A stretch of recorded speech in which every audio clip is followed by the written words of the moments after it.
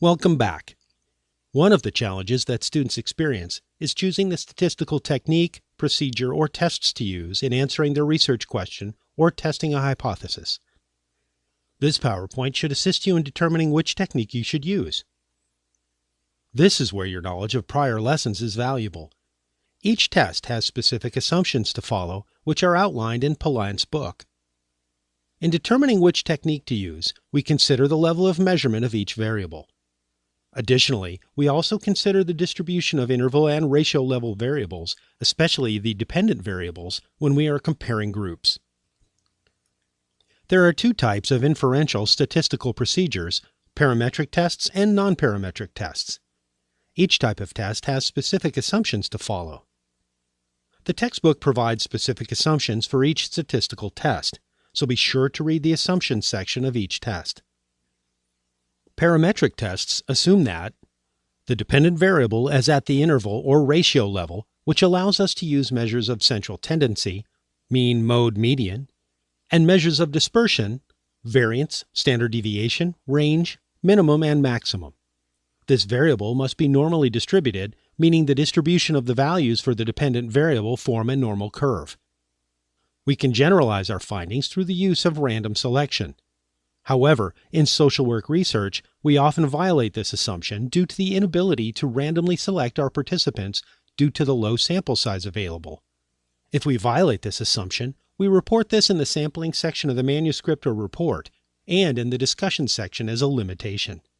If the groups are compared, the groups must be independent of each other, and the group members are randomly assigned.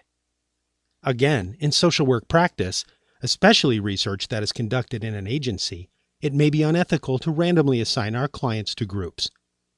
We may compare an ongoing treatment with those on a wait list. Let's look at the assumptions with greater detail. The first assumption is that the dependent variable is at the interval or ratio level, which is a strict requirement. This requirement allows for the use of different mathematical equations necessary in inferential statistics. The second assumption states that the dependent must be normally distributed. This can be determined using univariate analysis, looking at the mean, median, and mode.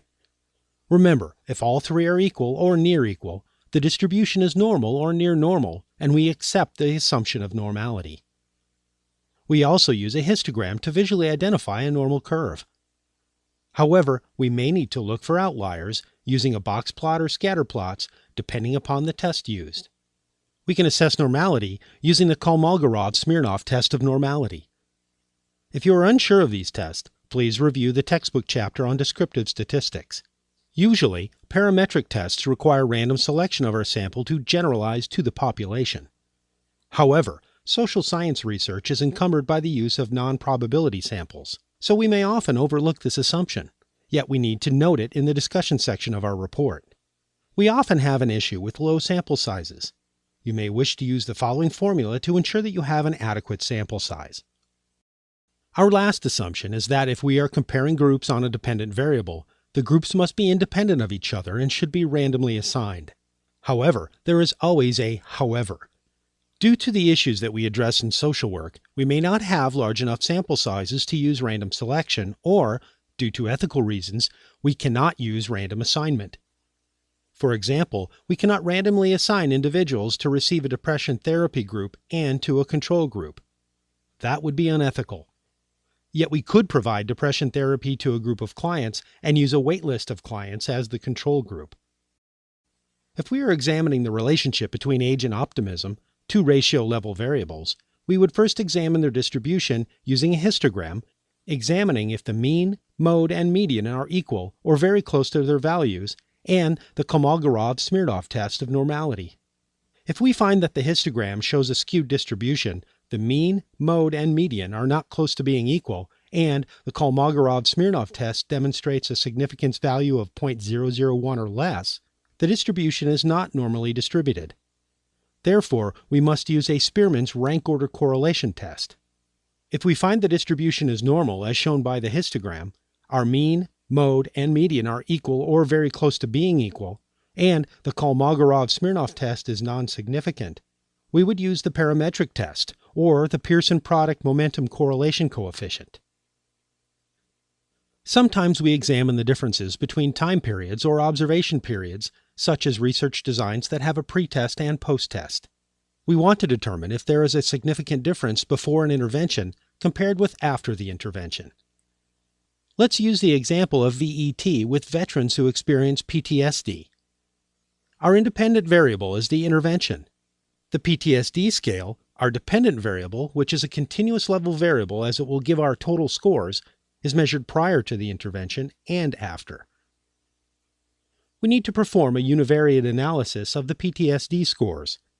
If the scores at pre-test or post-test are normally distributed, we may use the paired samples t-test. If not, we would use the Wilcoxon signed rank test. Researchers may compare more than two groups. Therefore, we have independent variables with three categories. For example, we may compare the effects of VET with the new anti-anxiety medication, and a control group on symptoms of PTSD, our dependent variable, which is a continuous variable. The independent samples t-test is limited to comparing two groups. Therefore, we would use a one-way ANOVA. You'll notice that there is no test available for a dependent variable that is not normally distributed. We would use the two-way ANOVA and state that a violation of normality occurred and interpretation of the findings should be cautioned. Sometimes, we may want to compare two groups across more than two different time periods of observations. Unfortunately, the t-test and the Wilcoxon signed rank test only tests for two observation periods. However, we can use the two-way ANOVA to test for differences between more than two observation periods. You'll notice that there is no test available for a dependent variable that is not normally distributed. As stated on the previous slide, we would use the two-way ANOVA and state that a violation of normality occurred and interpretation of the findings should be cautioned.